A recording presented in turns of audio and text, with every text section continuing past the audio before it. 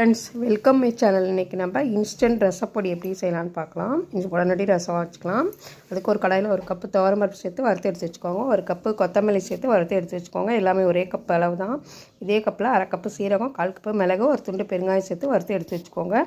இப்போ நம்ம ஒரு எலுமிச்சம்பழம் அளவு புளியை நல்லா நார்லாம் எடுத்துகிட்டு 5 காஞ்ச மிளகாய், ஒரு கப்பு கருவேப்பத்தலை சேர்த்து நல்லா ஈரம் போக வறுத்து வச்சுக்கோங்க. அடுப்பில் சிம்மில் வச்சுக்கோங்க. வறுத்து எடுத்து தனியாக இதை வச்சுக்கோங்க. இப்போ 3 கட்டி பூண்டு நல்லா தோலோட தட்டி வச்சுக்கோங்க. பூண்டு தட்டுறக்கெல்லாம் தட்டி எடுத்து வச்சுக்கோங்க. தாளிக்கிறதுக்கு கடுகு, உளுத்தம் பருப்பு, கருவேப்பத்தலை, காஞ்ச மிளகாய் கட் பண்ணி நல்லா எண்ணெய் இல்லாமல் வறுத்து அதையும் எடுத்து வச்சுக்கோங்க. இப்போ பூண்டு நல்லா வறுத்தாச்சு, சிம்மில் வச்சு வறுத்துக்கோங்க. இப்போ எல்லாத்தையும் மிக்ஸி ஜாரில் சேர்த்து ஒரு ஸ்பூன் கல்லுப்பு, ஒரு ஸ்பூன் மஞ்சள்தூள் சேர்த்து அரைச்சிக்கோங்க. அதுக்கப்புறமா மிளகாய், புளி சேர்த்து அரைச்சிக்கோங்க. அது கூட பூண்டு சேர்த்து அரைச்சிக்கோங்க. இது கூட நம்ம தாளித்து வச்சுருந்த கடுகு, உளுத்தம் பருப்பு, காஞ்ச மிளகாய், கருவேப்பிலை சேர்த்து கலந்து வச்சோம்னா கொதிக்கிற தண்ணியில் ஒரு ஸ்பூன் போட்டோம்னா உடனடி ரசம் ரெடி ஆயிரும். பிடிச்சிருந்தா லைக் பண்ணுங்கள். தேங்க்ஸ் ஃபார் வாட்சிங்.